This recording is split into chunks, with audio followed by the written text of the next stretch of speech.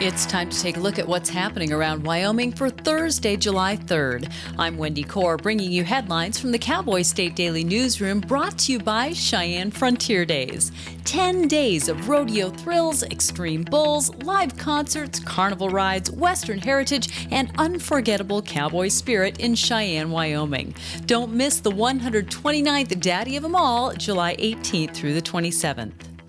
Wyomingites could see more property tax relief in the years ahead.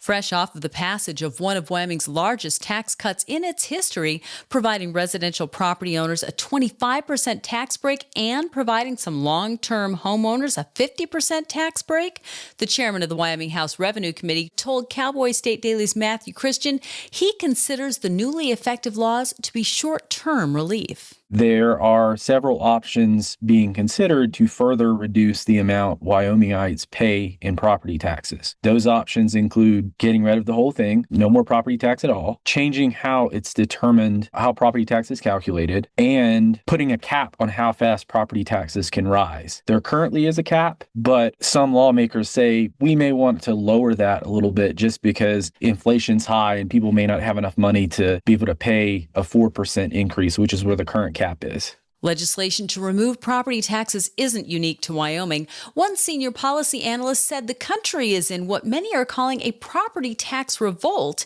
in which many states are considering eliminating the property taxes altogether.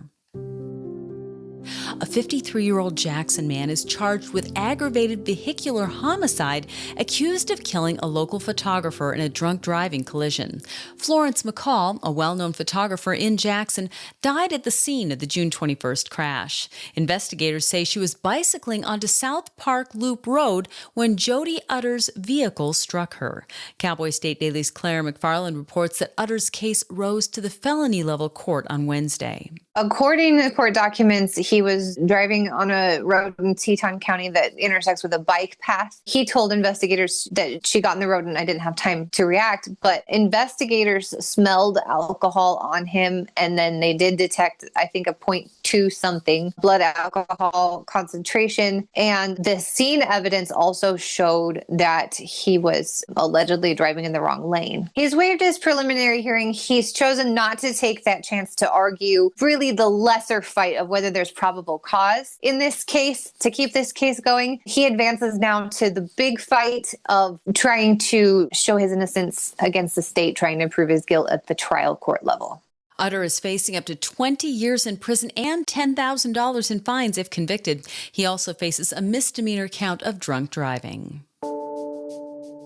A 74-year-old Casper man will not be charged for the shooting death of his daughter's boyfriend 4 months ago. The Natrona County District Attorney's Office announced Wednesday it won't prosecute Clarence Daniels in the death of 47-year-old Jeremiah Reyes on March 8th.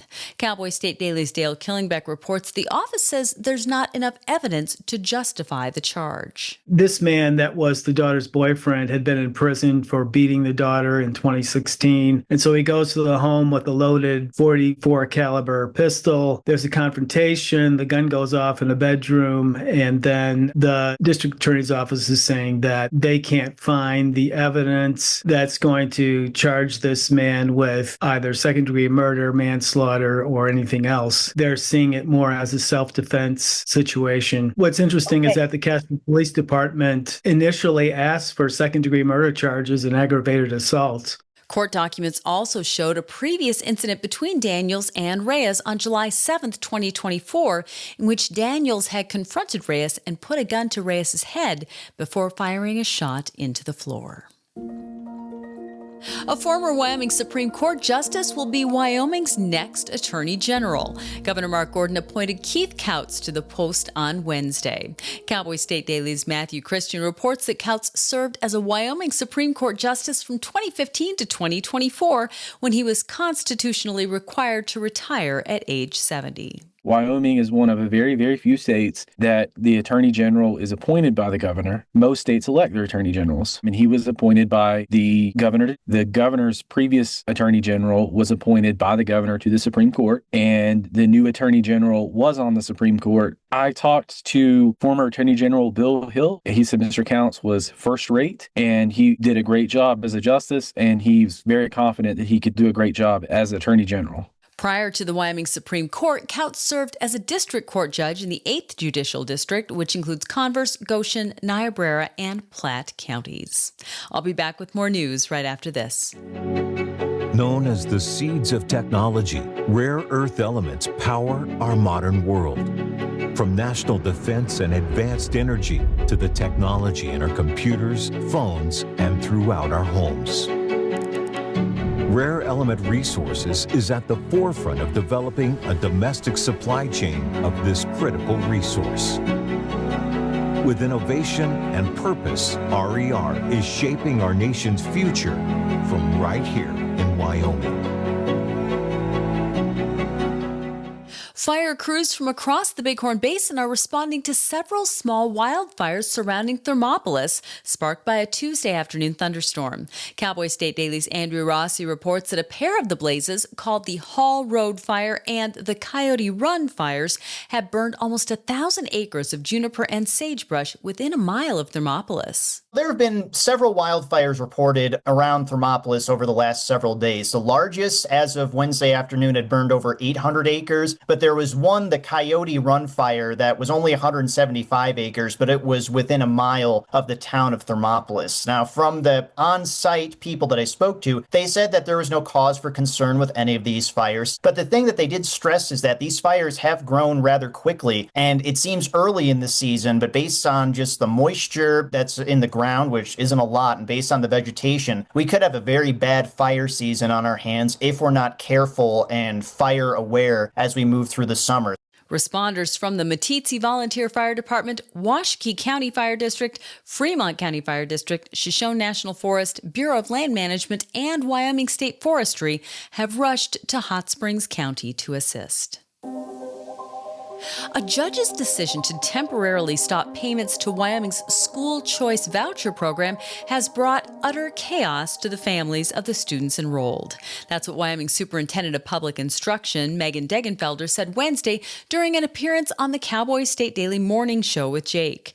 Cowboy State Daily's Matthew Christian reports that roughly 4,000 students have enrolled in the Steamboat Legacy Scholarships program, but the Wyoming Education Association and a handful of parents are challenging the constitutionality of that program. There was a judge who issued a recent ruling that said you can't make these payments yet because there's a potential constitutional challenge, and it's easier for the state to keep the money while the constitutional challenge plays itself out. But Degenfelder said that this has caused utter chaos for the people that have enrolled in this program. She said there's one woman who enrolled her daughter in a preschool based on the assumption that that scholarship would pay for that, and the woman took a job afterwards based on that assumption, and so she may have to quit her job if those payments are not made. Judge Peter Frolicker is expected to make a permanent ruling in mid-July.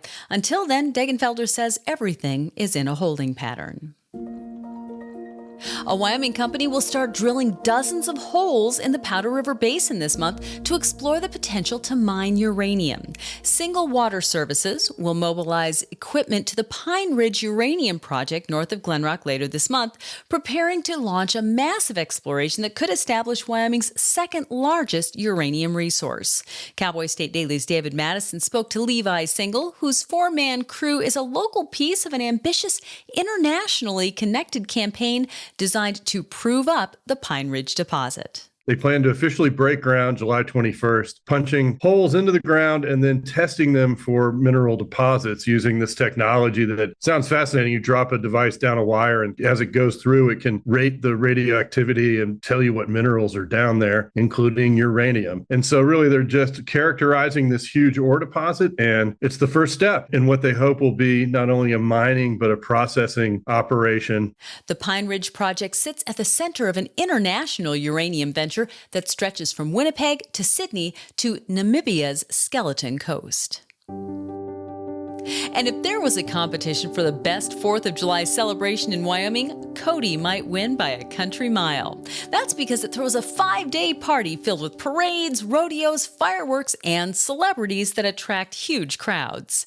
And Cowboy State Daily's Andrew Rossi will be right in the middle of the action, announcing the parades that have become a centerpiece of the town's annual Independence Day and PRCA rodeo event. Buffalo Bill himself never actually appeared in a Cody 4th of July parade, and it wasn't the Cody Stampede parade until 1919. But the general allure of it is that, you're talking about a gateway community right outside Yellowstone National Park. It's a spot where everybody wants to be seen. Like, there have been notable names like Cole Hauser was the Grand Marshal in 2022. Larry DeCable guy was the Grand Marshal just last year. I don't know if you could ever say which is the best 4th of July parade in Wyoming. But just going by history and who shows up, it seems like Cody is the parade that everybody wants to be seen in or seen watching. Typical attendees of the Cody Stampede parades include the governor, the secretaries of state and education, the entire U.S. congressional delegation, and high school bands from across the Cowboy State. In fact, in 1976, America's bicentennial, the Grand Marshal was none other than the Duke himself, John Wayne. And that's today's news. Get your free digital subscription to Wyoming's only statewide newspaper by clicking on the daily newsletter button on cowboystatedaily.com. And you can watch this newscast every day by clicking subscribe on our YouTube channel, or you can listen to us on your favorite podcast app. Thanks for tuning in. I'm Wendy Corr for Cowboy State Daily.